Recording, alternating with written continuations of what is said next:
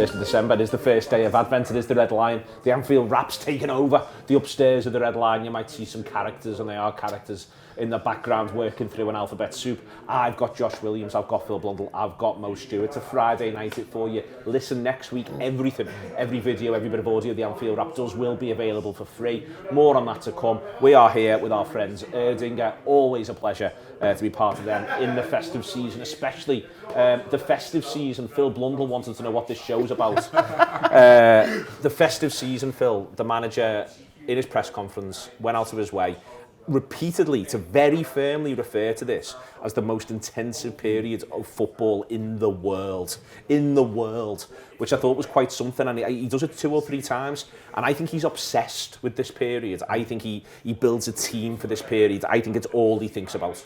Yeah, we've got 7 games between now and the 1st of January, I think. That's right, I've just counted. I'm pretty sure that's what it is. I'm pretty sure I counted Fulham, Sheffield United, Crystal Palace, and I was only including league games, by the way. I know, Manchester United, Arsenal, Burnley, Newcastle. Yeah, that's 7 of them. And there's 2 others in other competitions. There's 2 others. We made one of them easier last night, but it's still there. You've still got to plan. Got to go. Got to get a flight. Got to go. Although, do you remember when Sam Allardyce just couldn't be arsed going to Cyprus when he was Everton manager? Yeah. Last group game just didn't bother. Well, I think our manager will choose to go. Yeah, it was really funny that he just didn't bother. But it is long. You feel it as a player, you feel it as a fan as well. Because it's like, we were talking about it, you and Jono were talking about it last night, weren't we? And it's like, oof, you add in your outside football, extracurricular activities, and it's a long month. It's going to take a massive toll. Honestly, yeah. We'll do well to make that 2nd of January, I feel. Yeah, absolutely. But it is intense. It's so intense because, like, I almost feel like the season doesn't really start until now, effectively. You sort of have 3 months with interrupted periods where you're only playing once a week in the league, and you don't get teams to get on a roll and learn exactly what you know about them. You get teams, they sort of show a bit of what they're about, but now's when you find out what they're about, because you can lose so much ground by being bad or even unlucky. You can have Wolves-style bad luck for a week, and all of a sudden you've gone from we're challenging Manchester City to we're 7 points behind Manchester City without doing anything particularly outrageous. It's just how it works, and you have to cope with that. You have to ride the punches. You just have to get to the other side. I think he's obsessed with it. I think he builds seasons around it. I think it's dead interesting to look from, I would argue, from the 16-17 season onwards. I think he lives one and can't believe it. The first time he does it in 15-16, he thinks it's a joke in some ways. Like that one we collapsed in January, that one? Yes. It was also the one where he got made to go to Plymouth for a replay, I think. In the FA Cup as well, when he got to January. Then in 16-17, we also then collapsed in January a little bit again that time. That's when we end up getting the other side of that, when we beat Spurs 2-0, but we qualify for Europe. But then from 17-18 onwards, in the seasons where we've done well, including 17-18, Josh, his record's excellent in this period. We go through extended periods without losing a game in this period of time. There's a Leicester defeat in the 21-22 season where we did everything we could to make sure we got beat by Leicester that day. You name it, we did it. But apart from that, I struggle to think of them, because I think he's obsessed with it. I think he thinks this is the business end. This is when it's real. No, I agree with you, yeah. Couldn't agree more. I think the intensive thing as well conflicts with his almost identity as a coach, really. You know, in terms of the aggressive football, proactive, really energetic and stuff. It's difficult to be that energetic every 3 days when it's freezing. You know, it's really tasking period. And I was saying to Mo during the week, you usually get like the fallers in this period. You start to realise, don't you, who's actually challenging for the title. In my opinion, there's only 3. But we'll see a lot more of that, you know, as December kind of goes on. As Phil said, like it really doesn't take much, and then out of nowhere you can be like 7 points behind, and you feel like you're doing pretty well and things. But the alternative is you win these first 3, you feel absolute top of the world, 9 points, gaps will be opening up behind you, maybe even no one is ahead of you if you were to win the 3. That's what's on offer, Josh. That's why I think he loves it so much as well. I think he's obsessed with it because he loves it. Yeah, and if you look at the squad that we've got as well, I'd argue this is possibly our deepest squad in terms of like. I think we've got like 16 first teamers there who you can probably play, and there's no real drop, and none of us give a fuss of who's playing and that. And it'll be interesting to see how much we benefit from that compared to a Manchester City who have got that less than ever. They've got the Club World Cup coming up, not sure exactly when that is. Yeah, but before Christmas. The finals the day we play Arsenal. Yeah, well that's literally bang in the middle of it, so that'll be tasking for them. But Liverpool should benefit from depth in this period, and that's something that, as I said, you could argue Klopp previous seasons has nobody had that. No, he hasn't, and I think you're right. It is one of the things that over the course of his time in England, he's learned has become more and more important. And it's funny because the intensity which we have in all of our game, it builds up to this moment, but it starts in July pre-season. This is why he's so keen on pre-season, because pre-season it gets your legs in. So when you're in the October, November months where you're getting used to the 2 games, game, weekend, midweek, you're able to keep going. So then when you get to this point, you're flying. And we've seen time and again, like you say, every time we've nailed this point, it's gone on further on. And it's so hard to predict anything in any time in football, but particularly this year when there's so many contenders. But this is probably the one thing that Klopp can hang his hat on and say, if we nail this period, we'll be good from February, March. I think he's also able to say, I know how to do this, but also look around that dressing room, look at 4, 5, 6, 7 of them and go, you know how to do this. And I think that's this. So far, we've loved the fresh bloods, Mo. We've loved the excitement of the new players. I think this is the time where you look around at the players who've been there and you go, you're my boys here, you get this. And that's the balance you've got to strike. You need people who can go into new situations without any kind of psychological fear of what's happened previously, but you have to marry that with the guys who can navigate you through the pitfalls that your enthusiasm otherwise would have fallen into. And I think we do have a really good mix. We've got the kind of the older guys that I particularly think in defence, but then we've also got Salah as well, who I still think he's become like the mentor of the forward group in a really, really good way. So we are well equipped to do it. The other thing is, the thing that we've been talking about all season about how Spurs have had an advantage from playing once a week and Chelsea from being out of Europe. This is where it flips. Yeah. This is where, they're not used to it. How are they going to deal with it? Whereas we're up and running, we're ready to fly into it. I think that's the thing with, like, we've got a hard 12 at Crystal Palace as well. I think we're actually in a position now, because we've had them in worse positions than this one ultimately, because players have been on the other side of the world. Right, we're playing Wednesday night, we're playing Saturday 12:30. Palace are also playing Wednesday night. But at the same time, we know the routine now. The familiarity of it's annoying having these 12:30s, but we're now in a position where we've had 3 of them off the back of international breaks. They'll be going into this one going, this is a walk in the park. I'm not jet lagged. You know, McAllister's not falling asleep in a team meeting on the Friday, is he? Yeah. It's such a difference. And then Crystal Palace are going to go into this 12:30. All right, I think they're playing Bournemouth at home off the top of my head, but they've still got to go for them.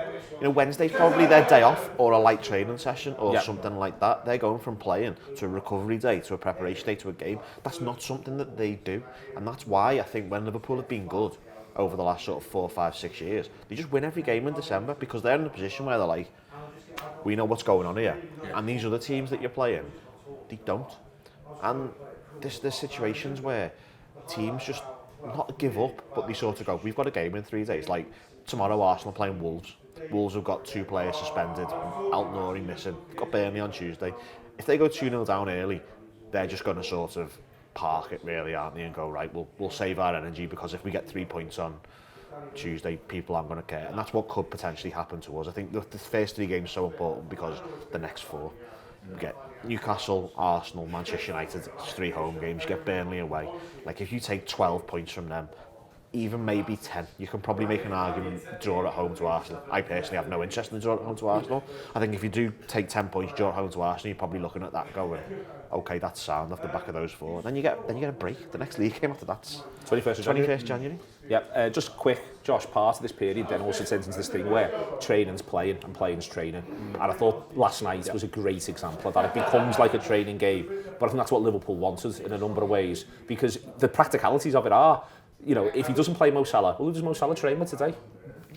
Lads are play. So I think it almost becomes that last night. It was a training game. It's why Trent Alexander-Arnold gets half an hour. Do you think Salah sprinted at any stage last night? Because I don't think he did. I think he had a little look when he just saw. I think he did once to tell the defender, "You don't want me to do this again. I've done this once. You don't want me to do this again. So let's just agree that, you know, we're going to do it this way." But I think that is part of this, Josh. Training becomes playing, playing becomes training, and I do think you see it last night against LASK. Yeah. I think a lot of players generally benefited from a boost in confidence last night as well. I think Gakpo finding that obviously twice. That'll do him the world of good. I thought Endo looked really good as well, staying sharp. And again, previous seasons, we haven't really had the depth to go deep in these tournaments, because it hasn't overly benefited us. Rather than keeping everyone sharp, it's kind of made everyone a bit almost tired compared to, you know, the rest of the league and that.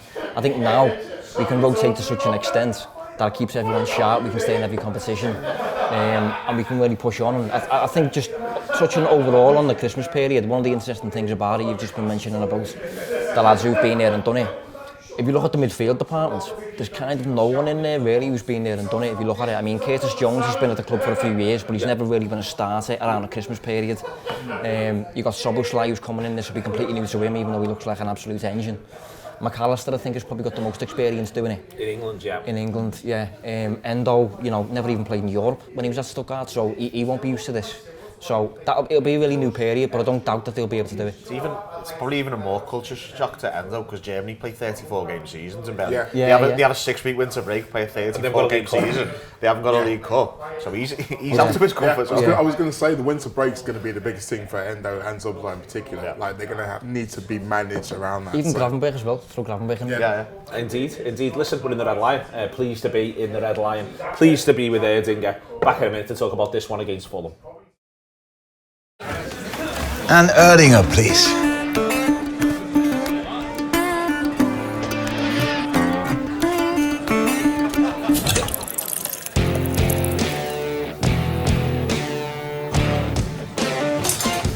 Stop!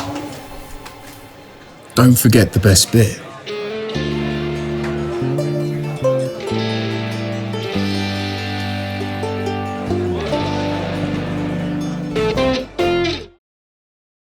Marvellous stuff. Pleasure to be here in the Red Lion. Get ready. It goes off in the festive period. Everywhere does, to be honest with you. By the way, town's absolutely buzzing today. It's mad. I've walked in from the other way, so I've been pounding around town today, and it is absolutely on one. So yeah, it started, and I don't know if we're ready for it. Are we ready for Fulham? I feel like we very much are ready for Fulham all of a sudden. Yeah, I think we are as well. In terms of what Phil was saying before about we're used to the rhythms. It's another Sunday early afternoon, 2 o'clock kickoff. We've done a few of those. We've done well. We've been really good at home. Like we have literally turned Anfield into a fortress in a way that we kind of haven't really acknowledged out loud. I think we can still go into it thinking game by game, opponent by opponent, but we should be going in there thinking this is our place. We go out here, we do our thing. And talking about getting into that rhythm of the Christmas period of the many games again and again and again. If you can just have that and be able to click into also mode when you're at home, that kind of takes half the games out of it. And particularly when you think some of the big ones as well, when the pressure's on, particularly if we have one up to that point, if you've got that instinct and that confidence of being like, we know how to do it here, then that really will carry you a long way. We've won 10 home games. Ridiculous. In a row. All like of them by 2 more or than 2. more goals. Yeah. We've never done that before. I think last night it come up, I think we're on 29 scored and 4 conceded in that period in all competitions, which is, you know, you're not giving anyone a sniff there, mate. I think it might even be madder than that. I'm pretty sure no one scored a second half goal at Anfield this season.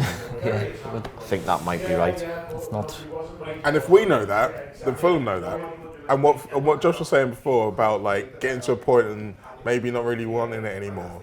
Like this game might be a prime one for that. I don't know who they've got midweek, but Fulham, they're in that weird space at the moment where they aren't worried about what's beneath them, but they aren't really thinking that they can reach the teams above them. They're just kind of floating at the moment, which obviously all of these words can come back to haunt me. Haunt all of us. I'll be honest, I was encouraged for us watching them play against Wolves the other night. I thought, I don't rate Bassey. I think Anthony Robertson's very good going forward, but I think he's susceptible defensively to someone like Salah turning him inside out, and I just feel that they just don't look set up to go away from home and really grind it out and sort of. He wants to play. He wants to play a bit of back. He's got no pace. He's got no goal threat either, really. I know it sounds a bit mad saying he scored 3 tonight, I suppose it was 2 penalties, but there's no.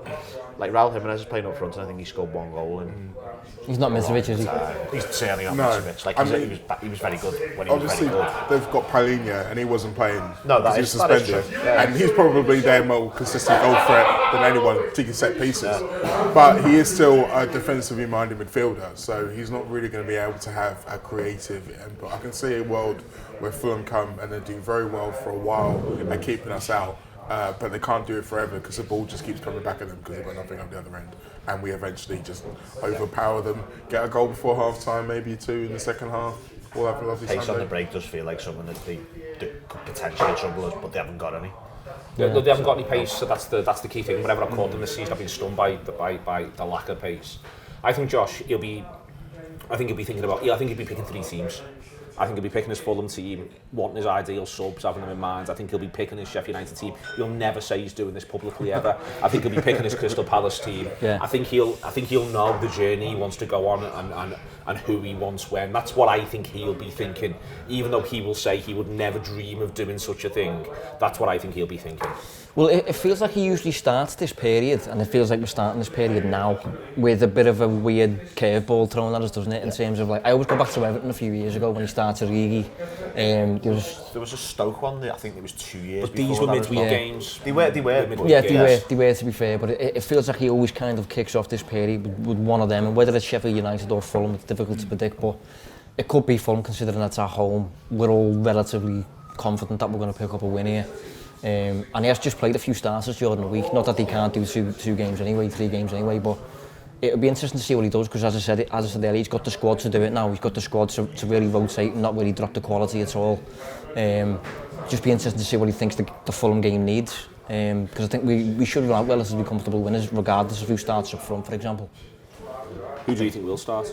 Well, I think the substitutions told you a lot about that. I think the starting lineup and the substitutions told you he was starting up front. I think it's fairly clear of the 4, Gakpo is going to be the one that misses out simply because he gets 90, and that feels like the obvious thing, that he's getting 90 because he's not getting 90, but then he might get 90 at Sheffield United, for example. I think it'd be interesting to see if he sort of mix and matches, because it's felt fairly weekend team and midweek team, and it's not been necessarily the same players due to injuries and stuff. Like Kanate and Matip have swapped about a bit and that kind of thing, but it feels like there's been definitive positions for people.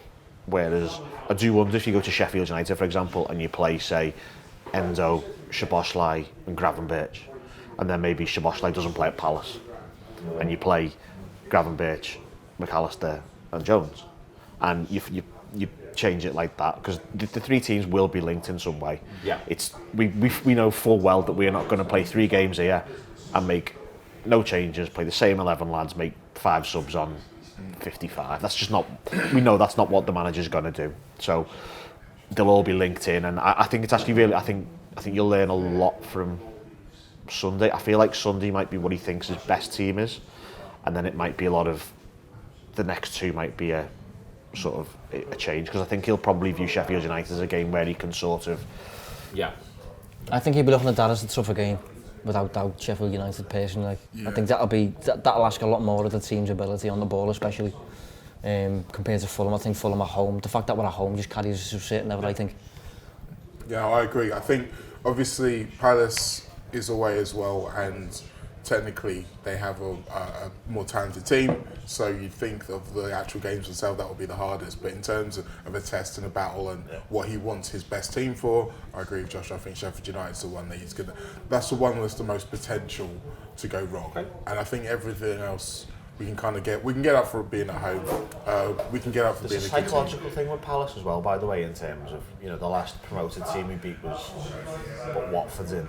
Yeah, so you mean psychological thing in terms of Sheffield United? Yeah. Sorry, did that? You said Palace. But Did I say Palace? Sorry. I did obviously mean Sheffield United. Given I started talking about promoted team. So if you don't go there, you're suddenly then going to Burnley in 3 weeks. If you don't win, you go to Burnley in 3 weeks. You're like, we played 2 of the promoted teams here and we haven't beat either of them, and that's a problem. And that's a big title-winning red flag. That if you're not beating the bottom side, in a year when we've all acknowledged how poor they are. Yeah. Got to win Sunday. We are going to win Sunday, yes. Easy, 3. Yeah, comfortable. There's a lot of certainty around this game against Fulham. I think that's no bad thing. Thank you very much to Josh, to Phil, to Mo, to Erdinger, to the Red Line, to Sam, to Henry. It's been a business. See you later.